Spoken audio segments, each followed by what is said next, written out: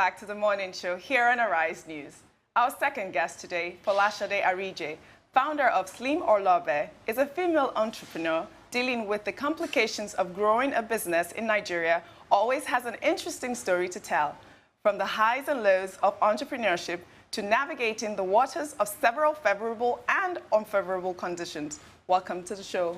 Thank you. Hi, Folashade, good to see you. Same here. Yeah, I understand, you know, when you say obe, you know, or lobe.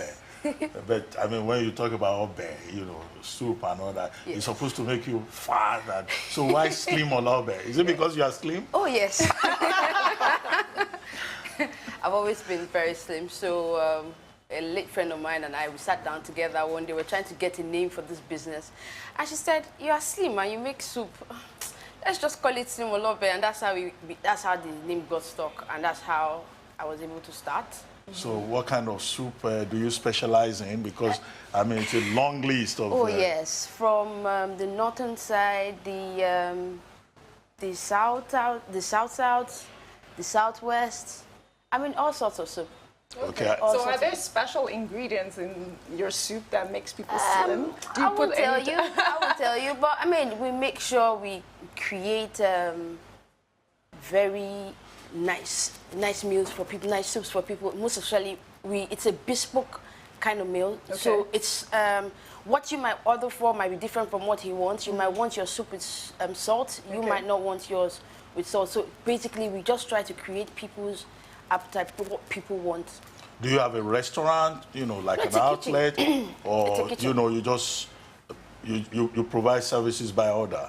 Oh yes, we provide service by order. It's a kitchen where we have what you do is an online kitchen where you pick up the phone to call, then we get your orders right, then we send to you. Do you do the cooking yourself, or yes, you have some of them? Yes, I have trained. Some chefs? Oh yes, I have trained cooks, not chefs. Oh, okay. Okay, so but this is not your career path. You didn't go to school for catering or anything like that. Tell us about your journey. How did this start?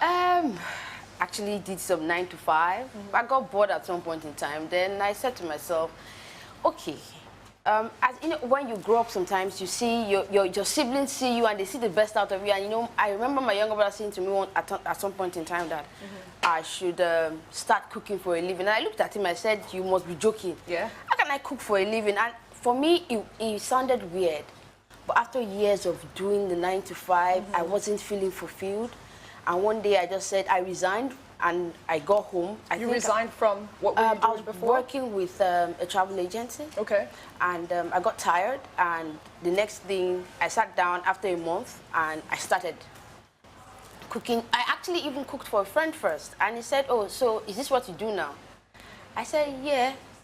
And that's how we started. It was something I wasn't sure about, but deep down inside of me was something I really wanted to do.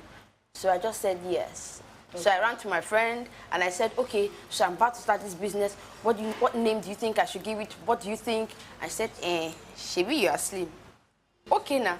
And you make soup. That's it. We just give it Slim or Lobe. But what do you do if you get a request for a particular kind of soup that you don't know? Like if I call you and I say I want a pankuko or a fiafere or a dikaikon or afang. Okay, so what I've done in the past few years is take my time to learn these soups, to make them myself, give to people that from this particular state. When they take it, they enjoy it. If they see that there's any room for improvement, I improve. And over the years, we've been able to cater for Calabar people,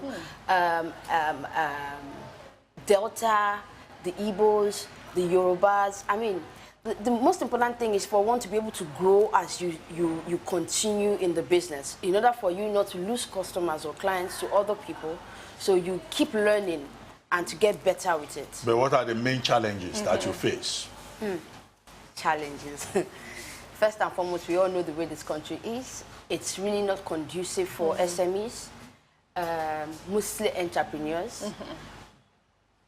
For me, I would employ, in as much as I hate to blame the government, but in as much as I do not want to be direct, I would also say the thing is they should try and make the country conducive for us. If we have constant light, electricity, they are funding enough agro-processing and agriculture. I'm sure even for regular homes, things will be much more easy for them, because the truth is, if we keep buying things at an expensive rate, there's no way the consumers will not get the brunt of it at the end of the day, because it makes the bill higher. Yeah, I was going to ask you about the high cost of food. I mean, we all like to eat, but these days, if you order food or you go to a restaurant, by the time they bring the bill, yes. you nearly scream. It's as a result of the cost of production at the end of the day. If you have gone to the market, if the basket of tomatoes that you buy at 3,000 has gone up to about 30,000, for Christ's sake, how do you want to break even? So sometimes we get to lose a lot, but the thing is for us to make sure that we serve our clients the best, irrespective of the hardship. Do you do outdoor catering? Oh, yes, we do. So how affordable is your meal? So, for example, I call and order a Dikainko for one person. What would that cost? Well, we're doing 2 liters and 4 liter bowls. Okay. So our 2 liter bowl is 8,000. Okay. Where you have all kinds of meats. You have your preferences. You tell us what you want, the types of meat you want, if you want offals in them. 2 liter bowl. Yes. That's enough for one person? No, that's a lot for one person. No, I just want to know for one person. For one person, we hardly do for a person. Okay. So it has to be in a bowl for a minimum of 6 people. Okay, okay. Yes. Oh, wow. That's interesting. So you don't have a restaurant right now. Do you have any plans of opening yes. a restaurant? It's really not going to be a restaurant. The whole idea is for us to be able to cater for a large number of Nigerians. Because we noticed that one of the reasons I started that soup business also is that I remember when I run 9 to 5. Yes. I go in the morning as early as I wake up at about 5:30. I come back at about 7, 8. Is that the time that I want to start making a meal or a soup for myself to eat? And I was very honest with you, for every woman in this country, I must give it to them. They're doing a lot of work. Because having to go to work every day, come back, and have to get in the kitchen. So our job is to make sure that we ease out this for them, and the soup is already delivered to them, so they just put it in the freezer, take it out, and warm for the family. And that's how do you manage delivery? If somebody calls you, for example, where is your kitchen? It's in Jibo. Okay, your kitchen is in Jibo, and someone calls you from, say, Lekki area. How do you ensure that the thing is delivered on time? Because sometimes when I order food like that, I start feeling like the food should just, be delivered via a transponder.